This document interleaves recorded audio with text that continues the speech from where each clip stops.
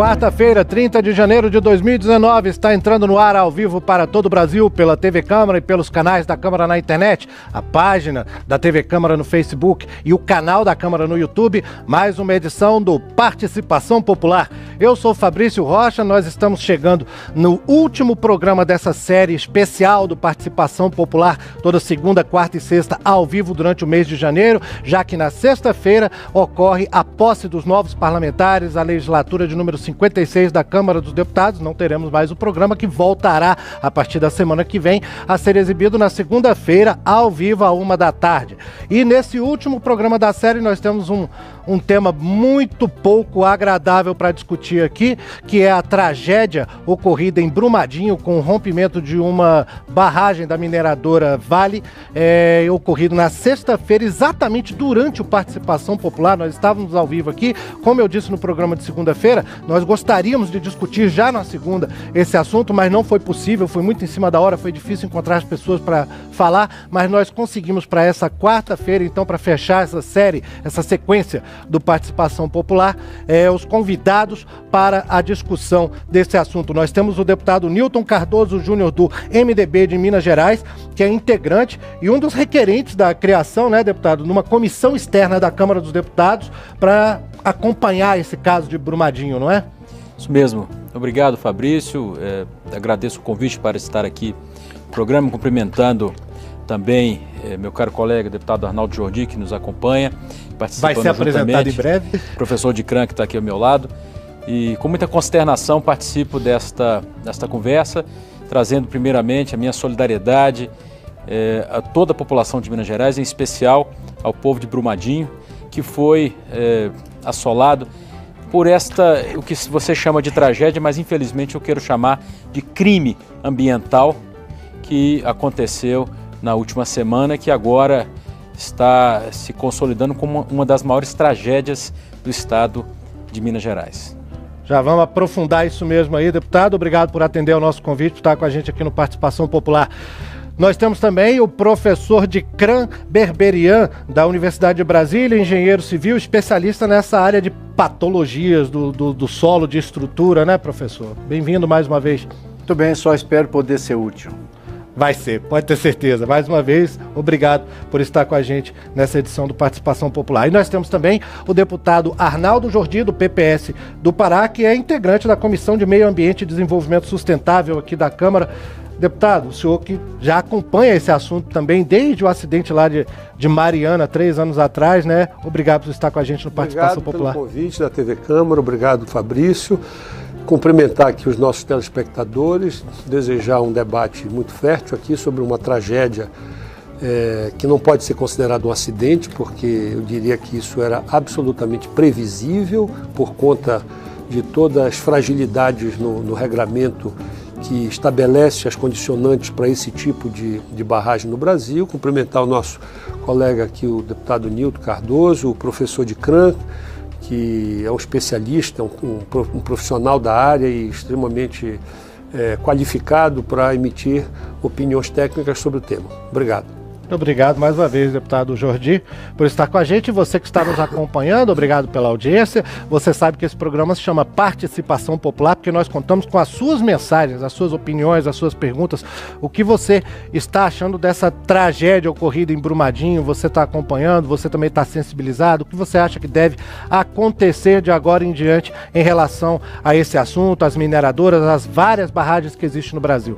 Ligue para a gente de graça, de qualquer telefone de todo o Brasil, 0800 619 619. Mande pra gente um e-mail. O endereço é participaçãopopular@câmara.leg.br. É tudo junto, uma palavra só, não tem cedilha, espaço, tio, nada disso. O nosso Twitter mudou. Nós não estamos mais usando a conta Participação Pop, que nós vínhamos usando até agora, por determinação agora da área. Foi criada uma área de redes sociais aqui na Câmara dos Deputados e você pode mandar a sua mensagem para você pode escrever no seu tweet o nome de usuário da conta da TV Câmara, que é @TV Câmara, tudo junto. Essa é a conta da TV Câmara no Twitter e você pode mandar por essa conta também as mensagens para o nosso programa durante a transmissão aqui, a produção vai trazer para a gente no estúdio. Se você estiver acompanhando o programa com o celular na mão, fica muito fácil mandar uma mensagem pelo WhatsApp. Anota aí o nosso número, salva na agenda, que aí você manda a mensagem. Tem o DDD de Brasília, 61 99620 2573. Repetindo, 61 99620 2573. Além disso, se você estiver acompanhando o programa ao vivo aí pelo Facebook, pela página da TV Câmara no Facebook, você também pode deixar sua mensagem ali, um comentário, né? Pode curtir, pode compartilhar, chamar os seus amigos para assistir e participar desse debate também. E pelo YouTube, durante a transmissão ao vivo no YouTube, nós ficamos com aquela salinha de bate-papo ali do lado do vídeo. Ela fica aberta e você pode deixar ali a sua mensagem, que também será trazida pela produção. Outras mensagens diretamente do centro de Brasília vão ser trazidas para a gente aqui no estúdio pelo meu amigo e repórter, professor Paulo José Cunha, que está lá no centrão de Brasília, não é isso, Paulo? Exatamente, Fabrício, estamos aqui no centro de Brasília e naturalmente, não podia ser de outra forma, o clima entre as pessoas é de muita consternação, muita tristeza com essa tragédia. E eu estou aqui com o Alexandre, que é um colega nosso, jornalista, que a gente encontrou aqui. Alexandre, o que é que você acha que podia ser feito para que tragédias como essa não se repetissem? Eu acho que essa pergunta já foi feita lá atrás em Mariana. A gente está voltando a fazer agora aqui. Mas vamos ver se alguém nos escuta, né? Bom, em primeiro lugar, aquilo não foi uma tragédia. Aquilo foi um crime, um segundo crime que aconteceu em Minas Gerais. E eu acho que, como está doendo no coração do povo mineiro, as vítimas, as pessoas que perderam familiares ali, tem que doer no bolso dessa empresa, né? Então, assim, enquanto pessoas, empresários não forem presos e doer no bolso, eu acho que isso vai se repetir. Você acha que na raiz de tudo está a impunidade? A impunidade nesse país, ela é uma coisa contagiosa em todos os setores. Esse setor já deveria ter avançado muito em tecnologia, inclusive reaproveitando aquele tipo de rejeito, de alguma forma. Será que não tem como reaproveitar aquilo e só... Eu vi uma matéria que eles usaram para a construção civil, mostraram até uma casa que foi construída com aqueles rejeitos. Exatamente, foi acho que a matéria que eu vi. Você transforma aquilo num tijolo, alguma coisa, né? Aquilo não pode ficar ali acumulando eternamente aquilo, né? Esses laudos, eu acho que esses laudos são fajutos, né? São laudos que realmente não previram esse crime, né? Um segundo crime. Agora, para a gente encerrar, Alexandre, nós estamos na TV Câmara, né? Uma das casas do Congresso Nacional. O que você acha que, do ponto de vista legislativo, Câmara, Senado, poderia ser feito justamente para a gente enfrentar esse tipo de problema e evitar que novas tragédias como essa se repitam? Bom, pelo que eu sei, já há várias iniciativas no Congresso Nacional que poderiam também ter evitado esse crime. Então, os deputados, senadores têm que se debruçar e aprovar uma lei que torne mais rígido esse controle de barragem ou dar um outro destino para esse rejeito. Alexandre, muito obrigado. Obrigado. Fabrício. Obrigado, Paulo José, por ter trazido aí as opiniões do Alexandre, que eu acho que refletem de muitos brasileiros nesse momento. Trouxe questões importantes que a gente já vai debater com os nossos convidados, mas enquanto o espectador que está acompanhando Participação Popular prepara a sua mensagem, estamos contando com você, viu? Eu quero mandar um abração de aniversário nesse dia 30 de janeiro para o Cláudio D'Amato, do Rio de Janeiro, capital, para o nosso colega Fausto Sateles, para a Andressa Ramos, também colega nossa, e o jornalista Rodrigo Ledo. Amanhã, dia 31 de janeiro, aniversário também do Roberto Fernandes, o Bob, colega nosso aqui da TV Câmara, da Elaine Rocha e da jornalista Aline Falco. E no dia 1º de fevereiro, é claro, tem que ficar aqui um abraço também para o Pedro Zwicker, que é filho do diretor do programa, que vai fazer aniversário também, o jovem Pedrinho, né? Parabéns então para todos.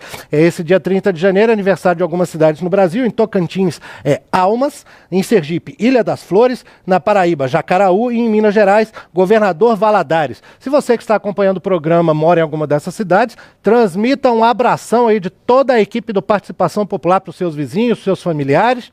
E espero que estejam com a gente e mandem as suas mensagens nesse programa em que nós vamos debater a tragédia ocorrida em Brumadinho, Minas Gerais, o rompimento da barragem. Pelos números que nós temos aqui, até o começo dessa edição do Participação Popular, havia 84 mortes confirmadas e 276 pessoas permaneciam desaparecidas. Eu vou começar conversando com o professor Dicran Berberian, que é engenheiro civil, especialista, para a gente tirar uma dúvida. Professor Dicran, o último laudo que foi feito, pelo menos a informação que eu tenho é essa, o último laudo sobre a barragem que estourou foi feito em setembro. E, segundo a direção da Vale, indicava que estava tudo bem, que ali não havia problemas, não havia um risco de rompimento iminente. De setembro até janeiro é um período chuvoso, muita chuva aqui no Brasil, normalmente. Pode ocorrer num período como esse alguma coisa que realmente não era previsível antes, algum problema de estrutura que apareça em decorrência talvez do tempo ou de outros motivos? Muito bem. Não houve terremotos, não houve chuvas tão excepcionais, não houve tremores de terra que justificasse uma anomalia para acontecer isso. Portanto, apesar de que eu preciso esclarecer a população de que a área de solo, de terra, de geotecnia, é uma área nova e ainda tem muita coisa para se entender e discutir. Tem muitas variáveis que não são vistas imediatamente. É como um câncer ainda desconhecido. Não é uma tecnologia ainda fechada, definitiva. É muito recente. Nós nascemos em 1925. O concreto e o aço está aí há mais de 1000 anos. Portanto, é possível que mesmo com a competência, o zelo, com a responsabilidade e a vergonha na cara, se possa ter um laudo que tem alguma falha. Mas eu sou patologista, trabalho com problemas de barragens, de estruturas, de pontes e tal. Eu aprendi desde cedo, já examinei 750 obras por aí, a ver a mensagem que a estrutura diz. Não tem nenhuma sustentação física nem técnica sobre isso, mas toda obra que vai desabar, inclusive barragem, avisa. E eu o tempo todo procurei nas entrevistas, nos relatos e nas notícias e nas matérias algum desses sinais. E ontem, ou antes de ontem, eu não me lembro, vi um depoimento bem triste de uma moça que reclamava porque disse que viu rachaduras na barragem. E a barragem pode apresentar, ou seja, os primeiros sintomas que avisam, olha, vou cair, é uma rachadura, um vazamento de água, uma deformação da superfície que diz que as fundações estão deformando. Mas isso aparece com muita antecedência ou pode aparecer 2 dias antes? Como é que é? Não, 2 dias antes não. Ele primeiro mostra essa observação que há uma pequena fissura que começa a merejar água. Desse merejamento volta a ser um pequeno fluxo. E se esse fluxo trouxer água suja, significa dizer que ela está vindo junto com a sujeira da água, a argila que compõe todo o maciço da barragem. A barragem é de terra. Compõe a própria estrutura, né, da barragem. Ela é a própria estrutura. Se tirar a argila, acabou a barragem. Então, a argila é um pó muito fino, tão fino quanto o rejeito ou mais. Então ela constitui o corpo da barragem, que nesse caso, da barragem chamada montante, ou seja, a barragem que é lançada para dentro da água e do lago, ela não tem compactação e o solo é um solo ruim. Essa argila não é boa para fazer barragem. Não é tão firme, né? Ela não recebe bem uma compactação para ficar dura e impermeável. Portanto, depois de um certo tempo, isso pode erudir por dentro, como se fosse um câncer que tomasse todo o seu corpo internamente. Aí a barragem vem embora. Então, faltou uma fiscalização severa, diária e competente, porque se existia essa trinca, se havia esse gotejamento, esse merejamento de água, já era o primeiro sintoma de que ela estava pedindo socorro.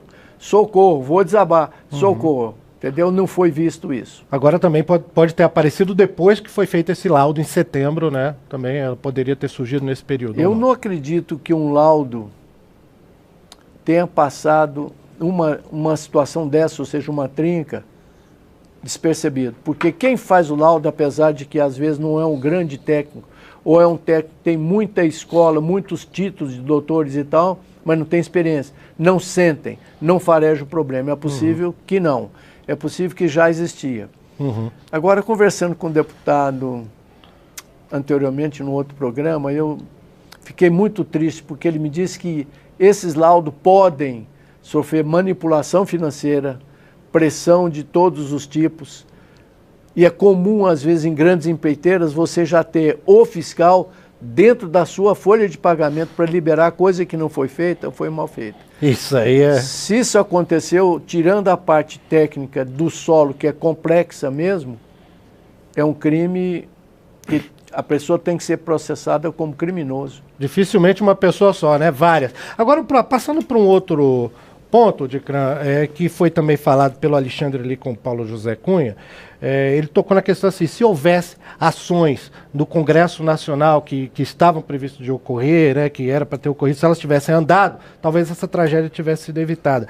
E o deputado Arnaldo Jordi, do PPS do Pará, deu uma entrevista, inclusive, para o canal da Globo News, para a Rede Globo de televisão. Eu vi uma entrevista em que o senhor foi bastante direto ao ponto, deputado, nessa questão assim de por que as coisas não andaram por aqui. O senhor poderia falar disso um pouquinho? Olha, eu estou de pleno acordo com o que o Alexandre falou. Dá um abraço aí ao Paulo, nosso repórter. Mas o Alexandre foi muito preciso. Primeiro, isso não foi um acidente e muito menos apenas uma tragédia. Claro que houve a tragédia, mas é uma tragédia criminosa. Já tem gente presa, ela era prevista. No mínimo previsível. Nós tivemos Mariana há 3 anos atrás. Mariana matou 19 pessoas, 12 toneladas de peixes mortos, toda uma área de um ecossistema, agricultura, etc. e tal, toda a contaminação de bacias hidrográficas, os efeitos são de médio e longo prazo. De lá para cá, a Samarco não pagou 1 centavo das multas, das indenizações morais, dos danos, de nada. Nada. 1 centavo. Né? De lá para cá, o Congresso, por exemplo, nós fizemos uma comissão externa, estivemos lá, resolvemos o prefeito aqui, fizemos 5 audiências públicas nas diversas comissões, produzimos aqui 5 projetos de lei, todos eles com foco aqui e acolá, mas tentando melhorar o regramento, porque o regramento é falho. O senhor foi autor de um desses projetos? Eu fui autor de um deles. O que dizia esse projeto? O meu projeto cria um plano de ação de emergência para a responsabilização dessas empresas para efeito. Olha só, nem em Mariana e nem em Bardinho houve o toque da sirene. Fazer uma sirene tocar não precisa de engenheiro, não precisa de, eu até fui ofensivo ainda agora no outro programa, não precisa de um eletricista monta um sistema de sirene que possa, no primeiro ato imprevisto, acionar para que as pessoas possam... Rompe o fio e dispara a sirene, depoimento, né? Que as pessoas deram, uma mãe que salvou a filha, e toda vez que ela fala nisso, eu já vi umas 3 entrevistas dessa moça, ela desaba, porque ela disse, eu não sei, foi a mão de Deus, foi uma fração de segundo, eu ouvi um barulho e peguei a minha filha e consegui chegar numa área alta. Quer dizer, nós estamos falando de uma coisa absolutamente primária. Isto não aconteceu. Não é? Agora, esses 5 projetos que foram feitos, mais 2 no Senado, sim, não andaram por quê? Por conta do lobby das grandes empresas nesta casa. E isto não é de agora. Lobby, financiamento de campanha. É só pegar, em 2014, a Vale do Rio Doce financiou 79 milhões na campanha de 2014. Era previsto, era legal, era possível, era do regramento. Isso agora não pode... de todos os casos. Claro, de todos os casos. Então é só ver, por exemplo, a quantidade de deputados desta casa que foram financiados pela Vale. Eu não entendo, e fui um dos que defendi aqui o fim do financiamento privado de empresa, porque eu não entendo qual é o interesse de uma empresa, pessoa jurídica, financiar a campanha de um candidato. Sem retorno previsto.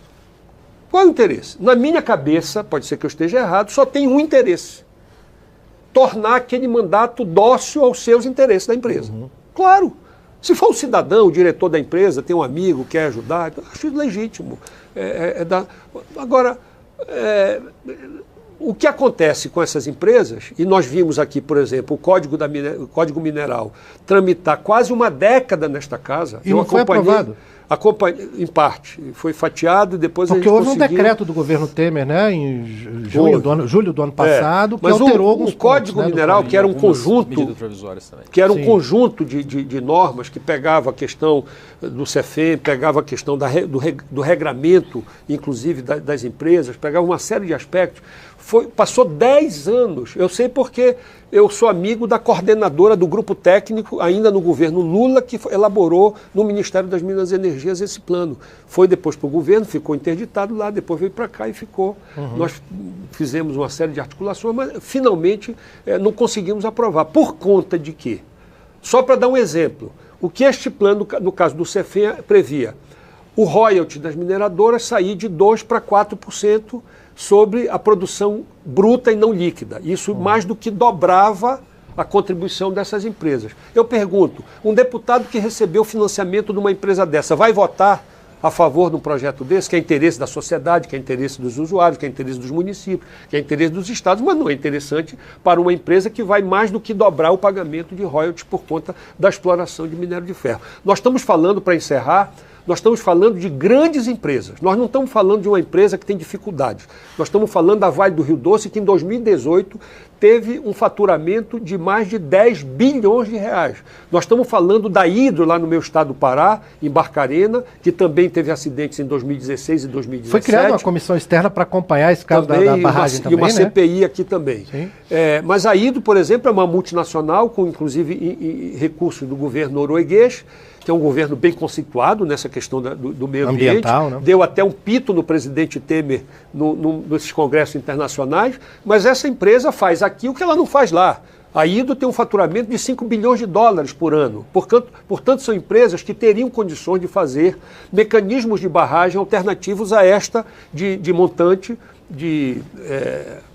outras tecnologias ali, né? Outras tecnologias que são um pouco mais caras, mas preservam melhor o meio ambiente e, mais importante, o bem jurídico maior, que é a vida humana. Nós temos aí certamente mais de 200 mortes, certamente vão acontecer nessa tragédia de Brumadinho. Infelizmente, né? É muito grande o número de desaparecidos. Tem muita pergunta já chegando para a gente aqui pelo Facebook. Houve um comentário aqui da Regina Costa, do Rio Grande do Sul. Ela não disse a cidade dela, né? Ela disse que tem que haver uma grande punição para a Vale. E a Maria Mendes, daqui de Brasília, diz: eu gostaria de saber quais seriam as soluções cabíveis para essa tragédia, como proteger a população do descaso do mercado. Ela botou o mercado entre aspas. Sobre essas medidas aí, eu acho que seria uma boa a gente conversar com o deputado Newton Cardoso Júnior, do MDB de Minas Gerais, que já é integrante de uma comissão criada na segunda-feira, né, deputado? Me corrija se eu estiver errado. Correto. Ainda na segunda-feira foi criada com o requerimento do senhor e do outro deputado, que é o Zé Silva, né? Zé Silva, que é o coordenador da comissão, para acompanhar o desenrolar desse caso de Brumadinho. E o que o senhor acha que vai sair dessa comissão, deputado? Qual é a expectativa dos deputados? O que vai ser feito? Quais devem ser os primeiros atos dessa comissão externa? Bom, especificamente em relação à comissão externa, nós precisamos ter muita atenção para não deixar acontecer e repetir o que aconteceu na comissão criada para tratar de Mariana, do crime da Samarco. De lá para cá, me parece, sentimento, porque participei e vi, talvez assim, uma leniência por parte daquela comissão à época, de deixar que as coisas acontecessem e nenhuma medida foi tomada. Nenhuma responsabilidade foi imputada, nenhuma proposta relevante aconteceu. E agora, o que parece que ter sido um jogo de cartas marcadas não vai acontecer dessa vez, porque estaremos lá presentes para garantir que essa comissão tenha poder para fiscalizar, tenha condições de identificar a situação da cidade de Brumadinho e o impacto em toda a região.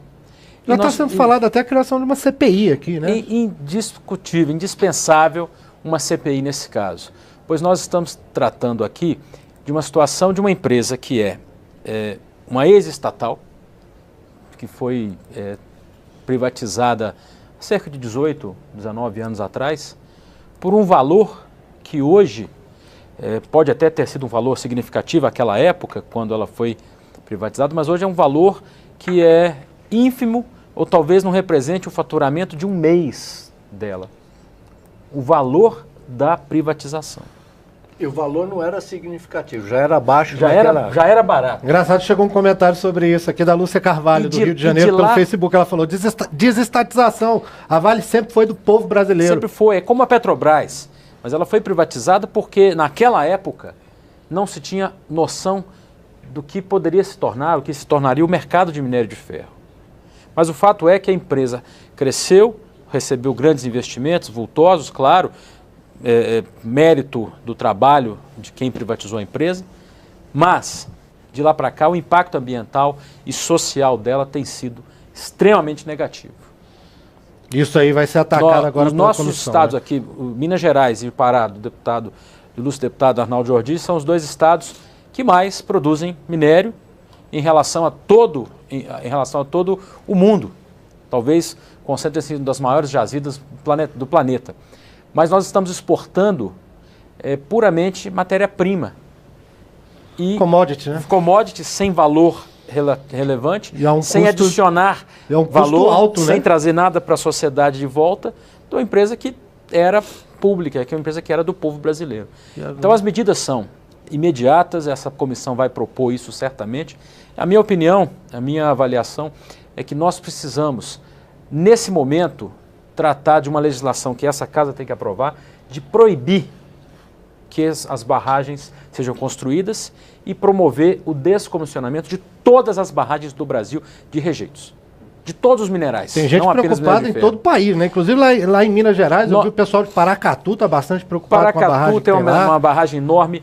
Congonhas tem uma barragem que hoje, deputado Arnaldo, se essa barragem, professor de romper, são 5 mil pessoas que serão desalojadas, não, que poderão morrer. Morta, né? Soterradas. Que poderão ser soterradas porque estão imediatamente abaixo dessa barragem. Então, o descomissionamento de todas as barragens de rejeito no Brasil tem que ser uma lei que nós temos que aprovar nessa casa e proibir, claro, que novas barragens sejam construídas. A tecnologia está aí para isso, nós temos filtros prensa, temos sistemas de limpeza a seco, do tratamento a seco do minério, e o processo, a tecnologia vem para esse fim, para trazer soluções adequadas ao meio ambiente e, claro, à sociedade. Olha só, vamos dar um andamento aqui agora para a questão judicial, né, que envolve essa questão, porque muito se fala do caso de Mariana como uma referência de que não houve medidas concretas, realmente uma cobrança forte, para evitar que uma tragédia como aquela viesse a se repetir, o que acabou ocorrendo em Brumadinho.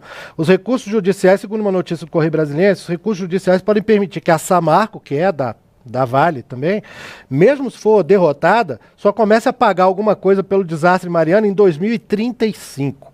Em outubro de 2018, a Samarco fechou um acordo com o Ministério Público de Minas Gerais sobre o acidente, e até esse mês de janeiro ela teria que fazer propostas de indenização para os moradores atingidos só no município de Mariana, pouco mais de 3 mil pessoas, né?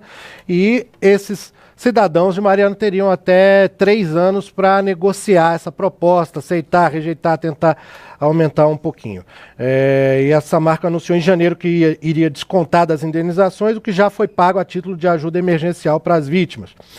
E vamos trazer para essa discussão o Paulo Afonso Leme Machado, que está com a gente pelo Skype, está lá em São Paulo, é advogado, ex-promotor, professor da Universidade Metodista de São Paulo, mestre, ele está em Piracicaba, perdão, mestre em Direito Ambiental pela Universidade de Estrasburgo, na França, doutorado em Direito pela PUC de São Paulo e laureado com um bocado de prêmios e menções honrosas aí, né, Paulo? Bem-vindo ao Participação Popular, obrigado por nos atender. Está ouvindo bem a gente? É um prazer enorme, é uma honra, uma responsabilidade falar com você. Professor Paulo Afonso, a gente tem uma questão que chegou aqui da Cleide Barbacena, de Minas Gerais, ela mandou uma mensagem pelo WhatsApp, que eu acho que resume o que eu teria para perguntar para o senhor. Ela disse, houve 3 anos desde a tragédia de Mariana, por que não se tomaram providências preventivas? Não houve cobranças por parte das autoridades? Nós temos dois lados a atacar bem, como seus deputados já falaram, o professor também da Universidade de Brasília já tocou, é a prevenção de um lado e a reparação do outro. A prevenção é fundamental, na questão ambiental e no respeito aos direitos humanos, principalmente o direito à vida. A questão é, no caso, as vistorias e o licenciamento. Eu gostaria de enfrentar, eu já trabalho há mais de 40 anos com direito ambiental, e fui coordenador na elaboração da Lei de Política Nacional do Meio Ambiente de 1981, que se colocou que o licenciamento da maneira que seja feito por órgãos públicos independentes.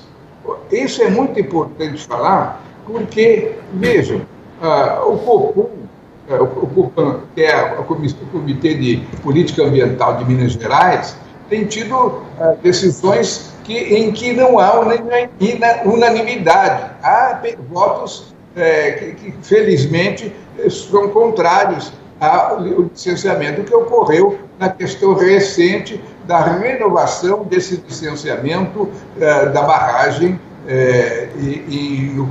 do Feijão, aí em Brumadinho. Então, o grande problema, nós temos dois órgãos públicos que deveriam funcionar. Não só o órgão estadual, mas a recém-criada Agência de Mineral Nacional. Agência Nacional de Mineração, que, pela informação que a gente tem do Estado de São Paulo, o jornal Estado de São Paulo, professor, tem 35 fiscais para o país inteiro. Mas mesmo que tenha 35, ela sendo obrigada a ir, porque ainda revi hoje a lei, mesmo que não tenha até dinheiro lá nessa agência, quem tem que pagar a condução, os gastos dessa perícia é o vistoriado, a empresa. Então, o que nós não podemos deixar é na mão só de um órgão do Estado. Agora, há um fato que os senhores deputados poderão dizer também, um carinho grande, eu sou paulista, mas meu bisavô era juiz de direito em Minas, tenho um carinho muito grande por Minas Gerais. O caso é o seguinte, que se fala muito os municípios, os estados, têm interesse econômico que as empresas de mineração funcionem e não tenham nenhuma sanção. Esse é um embate muito duro, quer dizer, é tirar a liberdade de vida das pessoas. Aquela mensagem, não é poesia não, que Tiradentes lançou, liberdade ainda que tardia, precisa hoje ser posta em prática. Então a prevenção é fundamental, porque ontem o presidente da Vale dizia, nós logo vamos pedir ao órgão, falei com o governador do estado de Minas e vamos falar com o órgão ambiental de Minas. Mas não basta só a interferência de Minas, é preciso que o governo federal assuma a sua responsabilidade.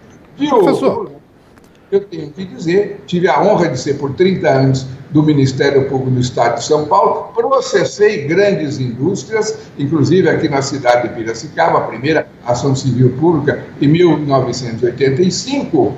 Então, eu acho o seguinte, o Ministério Público tem que exigir que essas vistorias sejam feitas. Como disse o professor Berberian, que é preciso uma vistoria permanente. Então, essa vistoria que foi levantada em 26 de setembro, uma barragem desse tipo tem que ter uma vistoria diária. É isso que essas pessoas que agora estão lá devem estar prestando esclarecimentos ao Ministério Público e à Polícia Civil, têm que provar o que fizeram como especialistas.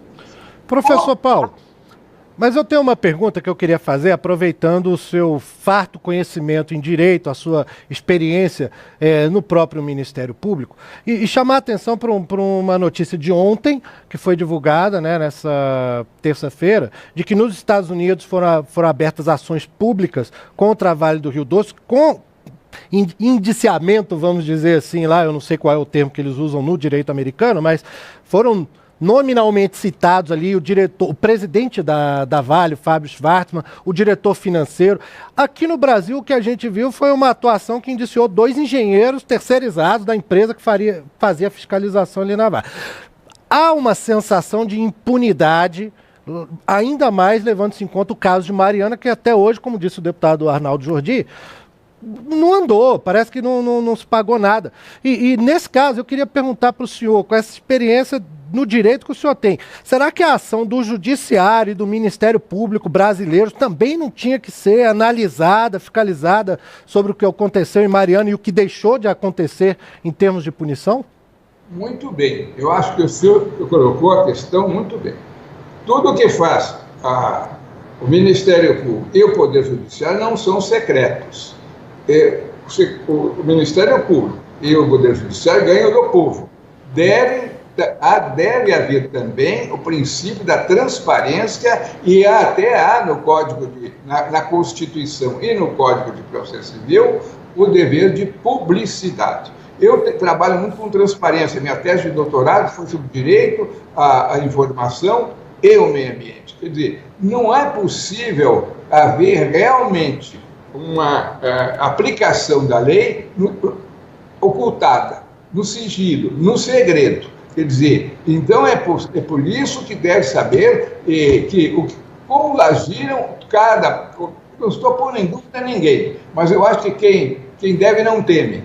Então, saber por que foram feitos, como foram feitos. O senhor mesmo, o nosso Fabrício Rocha, citou que houve um acordo do Ministério Público com a Samarco ou com a Vale. É importante que esse acordo tenha sido publicizado, acompanhado pelos segmentos civis, da sociedade civil e das organizações ambientais. Então, esse lado, há dois lados, prevenção e reparação. A reparação é muito mais fácil. Por quê? Porque nós temos na questão ambiental e opera aí também a responsabilidade civil objetiva, ou seja, não é preciso provar imprudência, negligência, imperícia, nem dolo direto e nem dolo indireto, ou dolo eventual. Não, na questão de pagar, não é favor e tem que levar. Mas pode até ir à falência. Se tiver que ir à falência, é melhor parar do que continuar matando.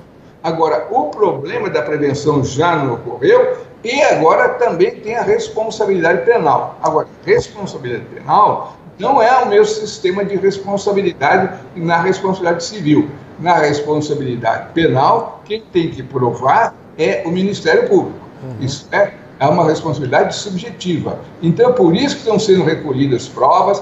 Eu vi ontem algum repórter falando na televisão, estranhando que pudesse ser levados esses engenheiros para depor. Isso não quer dizer nada, não é nenhuma ofensa a direitos humanos, porque, evidentemente, eles não estão sendo torturados e não estão sendo violentados, estão simplesmente, devem estar sendo isso, é o que eu pressuponho, e é de se verificar, para advogados que possam acompanhá-los, e que se dá nos dados e comparando essas visitas, o que fez nesse laudo de 26 de setembro, como foram feitas as inspeções. Agora, para terminar e encerrar, eu no meu modesto livro, que já está na 20ª edição e tem 1.400 páginas, na página 635, eu cito, para não dizer que inventei agora, não há tempo que eu falo isso, que esta lei, a lei da segurança de barragens, tem um grave defeito, porque ela, no seu artigo 17, inciso 8º e 9º,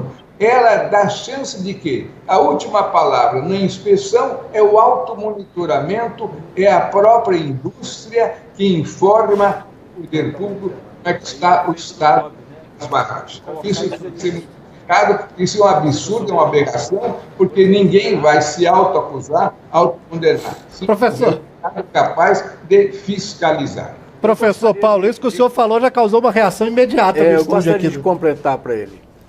As comissões devem ser custeadas pelo proprietário da obra, mas tem que ser fiscalizada. Isso é lei.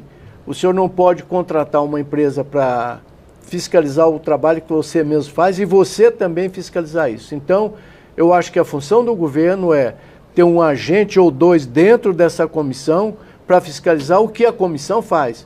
Porque judicialmente ela não tem fé pública, porque eu não posso realmente, eu mesmo, fazer um laudo a meu respeito sem uma supervisão, principalmente quando isso acarreta em mortes. E não se pode deixar que se tornem funcionários na folha de pagamento, como disse o deputado Jordi ali, das empresas, né, também. Ninguém vai produzir provas para si mesmo. Claro, foi o que o si professor... mesmo. Exatamente, como o professor Paulo falou. Vamos só dar um tempinho aqui, porque o Paulo José chamou a gente lá do centro de Brasília. Paulo, diga lá. Fabrício, eu estou aqui com o Ali Abdon, ele é advogado da mesma turma do ex-ministro Joaquim Barbosa, do Supremo. Se formaram juntos aqui na UNB.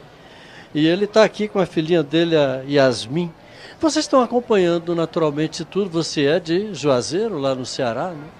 Vocês estão acompanhando toda essa tragédia, toda essa comoção pela televisão. Agora, você estava me dizendo que não acha que a culpa, se é que a gente pode pensar em culpa, é só do governo. De quem seria a responsabilidade? Não vamos usar a palavra culpa ainda não. A responsabilidade. Bom dia, ouvintes. Bom dia, Paulo. Bom dia, porque estou no horário ainda, né, lá do Nordeste. Olha, Paulo, simplificando, eu vejo que a empresa Vale, aliás, de um modo geral, no caso a Vale, além da condição financeira, ela tem a obrigação e o dever de implementar uma fiscalização própria. Claro que ajudado pelo governo. O governo não pode afrouxar, tem que apertar.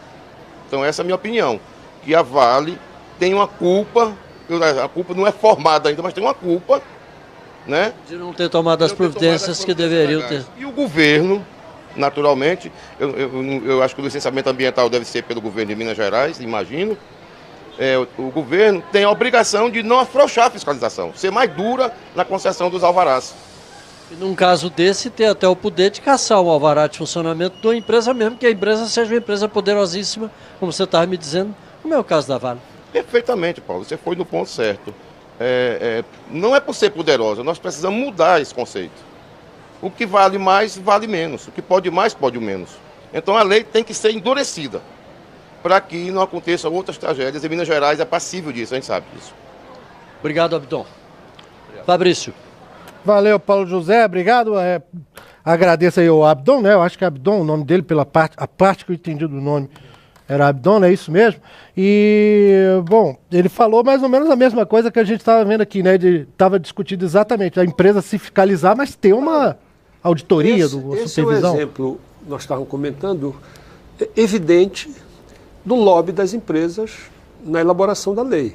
Como é que se coloca na lei de que a empresa faz um monitoramento e ela mesma valida o seu monitoramento, ou terceirizado, ou de moto próprio, quer dizer, sem que o ente público, que é que faz a concessão do direito de exploração mineral para uma empresa, isso é uma concessão pública.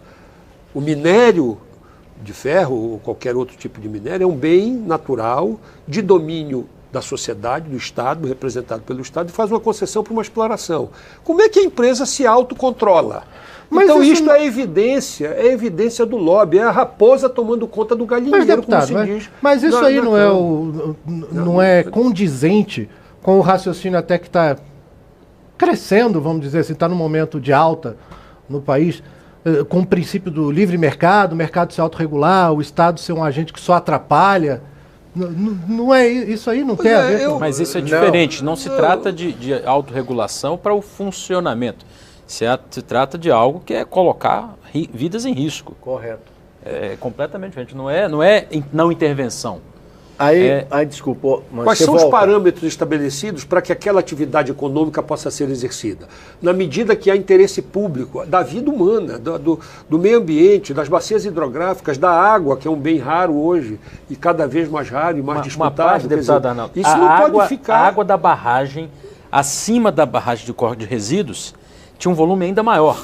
E para falar importante sobre essa questão de água, o volume de água naquela barragem, para alimentar a lavagem do minério, era maior que o volume de água reservado para a cidade de Brumadinho. Ou seja, é uma atividade que está causando um impacto ambiental e social danoso. É mais importante água para o povo ou água para lavar o minério? Então, veja bem, essa questão dessa lei absurda, que precisa ser revista.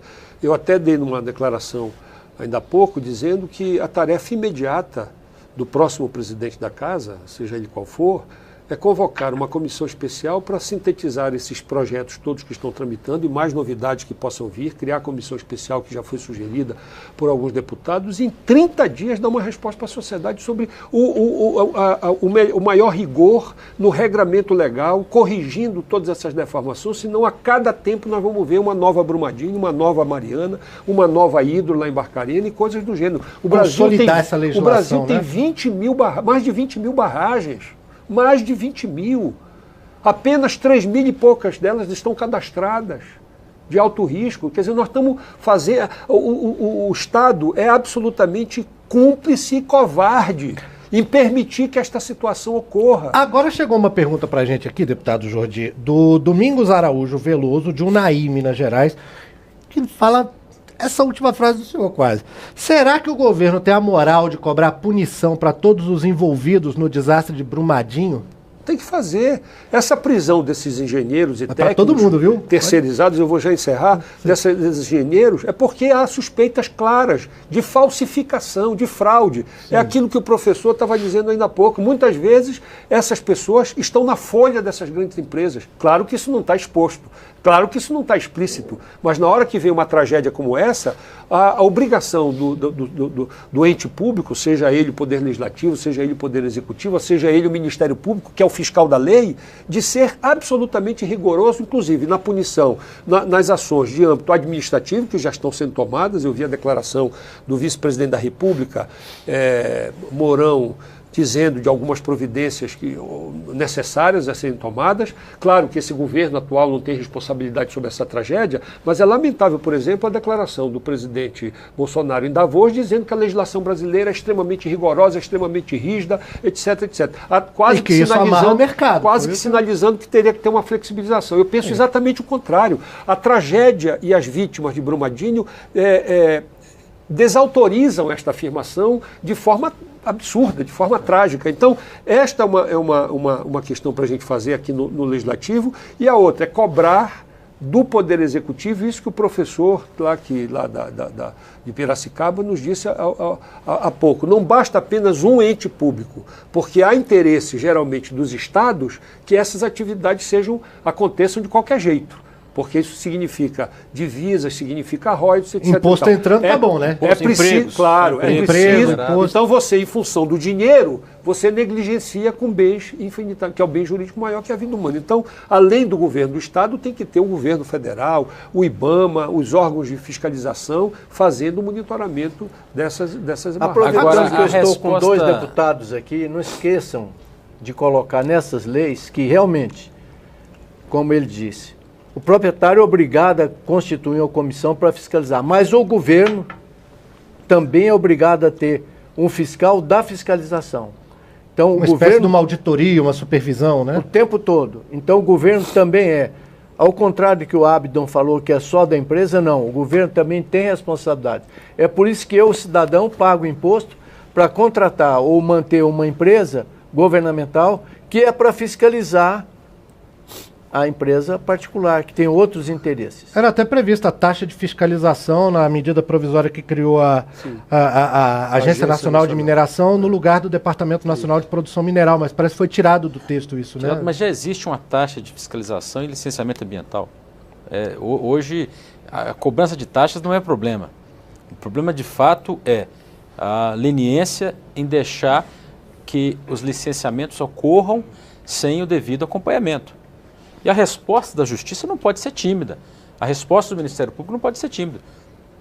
Não pode ser tímida, porque nós estamos vendo agora a prisão de 4 engenheiros, eles assinaram, mas não são eles que mandam. Alguém autorizou. Alguém manda, alguém paga. Isso é o que eu questionei para o professor Paulo Afonso sobre o fato de, nos Estados Unidos, a alta direção da Vale ter sido nomeada no processo. E aqui a situação ainda está pegando só os engenheiros lá. Resta uma pergunta que eu quero fazer aqui. Se não há interferência política, e nós precisamos também esclarecer isso para a população, na indicação do presidente dessa empresa.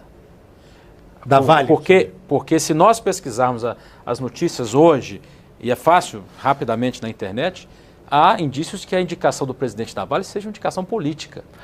Uma indicação, inclusive, de um parlamentar, que será colega nosso. Então, isso também se ocorre demonstra a capacidade de influência negativa em cima de um acidente como esse. Mas, deputado, então eu tenho uma pergunta para lhe fazer, que foi até levantada na reunião que nós fizemos antes do programa, de preparação, que é o seguinte: isso aí, tanto para judiciário quanto para a Agência Nacional de Mineração, como para todas as outras agências reguladoras aqui do Brasil, a pergunta é, será que não há interferência política e de mercado nas agências, principalmente nessa questão da fiscalização e na própria ação do Judiciário e do Ministério Público? Claro.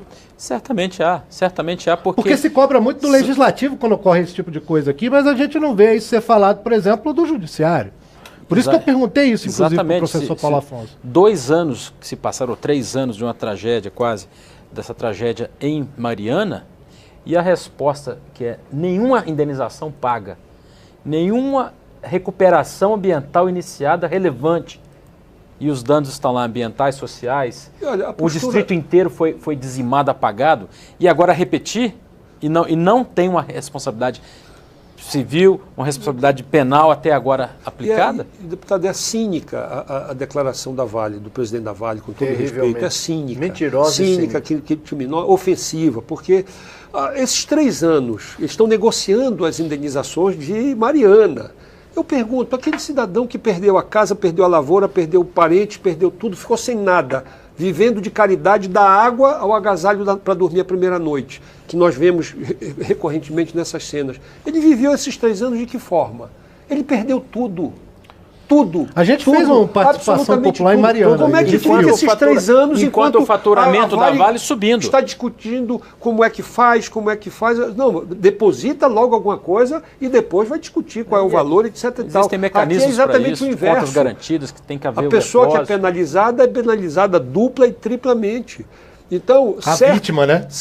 Claro, a vítima. Certamente esses engenheiros que estão presos, técnicos, porque fraudaram, falsificaram, se isto for comprovado, isso tem que responder penalmente. Agora, é pouco. Se eles fizeram isso, é porque havia um ambiente permissivo para que eles fizessem. Se fosse uma empresa absolutamente rigorosa, já rapaz, não faz isso, porque se isso der um negócio, o mundo cai. Pior, sofrendo pressão. Ou então sofrendo pressão para fazê-lo. Então, é preciso que o Ministério Público, que o Poder Judiciário vá a fundo, de fato, nessa história, para não pegar apenas o peixe pequeno. Eu acho que o peixe pequeno, se cometer o crime, tem que pagar. Agora, não pode pegar o peixe pequeno e deixar o peixe grande de fora dessa responsabilização. Entre as propostas que estão circulando hoje está a de transformar um crime, aliás, reconhecer isso como crime, e não só crime comum, mas crime hediondo. Ou seja, o rompimento de uma barragem de resíduos não pode ser considerado um crime comum. É um crime hediondo. Vamos passar para as propostas. Agora, eu gostaria, Fabrício, de fazer um ponto aqui. Pode ser rapidinho, porque a gente está chegando no final do programa. Muito breve. Justamente a importância desse ponto é que, no âmbito das ações que o governo tem tomado, tanto federal, estadual e municipal, destacar o trabalho dos bombeiros em Minas Gerais. O trabalho dos bombeiros que estão trabalhando hoje sem receber o seu salário em dia, estão trabalhando além dos horários normais, estão trabalhando 12, virando noites no meio da lama, afundados até o peito na lama, arrastando-se para buscar corpos, para tentar resgatar pessoas, resgatando animais, buscando identificar o que aconteceu, se ali tem um resíduo, ali, um equipamento, um ônibus, o resto de um abrigo. Foi-me dito que o prédio do refeitório, logo abaixo da mineração, estava repleto de pessoas. Tinham 200 pessoas almoçando quando ocorreu o rompimento. E foram todas levadas pela enchente. Arrastado, né? Assim como a pousada lá também foi arrastada. Bombeiros não só de Minas, mas de outras, militares de outras unidades federadas que se comunharam. Todos estão lá. O pessoal do Rio de Janeiro que está colaborando lá, né? Com aquela experiência do desabamento do morro. De Goiás, de outros estados que estão lá. A solidariedade do povo brasileiro todo. Com solidariedade. O brasileiro trouxe recursos, todos os recursos, mantimentos, água, bens, todos foram doados, estão lá à disposição, tem ginásios cheios. Recursos financeiros. Se é possível tirar algo de positivo de uma tragédia dessa, pelo menos assim, constatar a solidariedade e o expertise até, né? E com destaque para a ação do bombeiro nisso. Eu quero só soltar uns comentários aqui que estamos chegando no final do programa, né? Impressionante como passa rápido. O Lino Costa de Goiás mandou uma mensagem pelo WhatsApp dizendo: aqui no estado de Goiás tem uma barragem na cidade de Crixás, bem próxima da cidade. Eu acho que além da punição financeira, os diretores precisam ser punidos criminalmente. Cananda, aliás, não, antes o Roberto dos Reis Machado de Belo Horizonte mandou pra gente: não tem mais cabimento os 3 poderes errarem demasiadamente e o povo brasileiro pagar essa conta sozinho. Tem que haver punição também para os níveis municipais, estaduais e a União. Caso contrário, não haverá solução para a nossa economia, meio ambiente, muito menos para toda a sociedade. Essa tragédia de Brumadinho, assim como em Mariana, não foram fatos isolados, foram pela omissão do poder público, foi de uma ambição e ganância de um poderio do poder privado. Tá aí a opinião dele. E a Cananda Oliveira de Limoeiro, Rio Grande do Norte, mandou pelo WhatsApp: o que a atual gestão vai fazer diante desse crime? O que todo brasileiro quer saber, pois vamos viver assim, é o questionamento. Como eu disse, a gente já está chegando no final do programa, não vamos ter muito tempo ainda para discutir, e eu vou agradecer já ao professor Paulo Afonso Leme Machado, né, professor, advogado, ex-promotor, que acompanhou a gente aqui no programa lá de Piracicaba. E uma palavrinha final, professor. Eu queria falar 2 observações. Primeiro, a valorização de quem trabalha numa agência ambiental.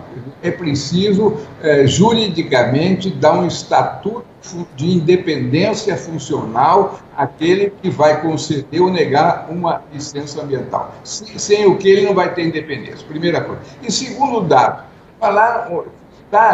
artigo 69A da Lei de Crimes Ambientais, da Lei 9.605. Por quê? Quem elabora, apresenta no licenciamento outro procedimento administrativo, estudo, laudo, relatório ambiental, ele fica responsável por falsidade e por engano. Mas tem também uma outra parte que é importante lembrar: os peritos são responsáveis pela omissão.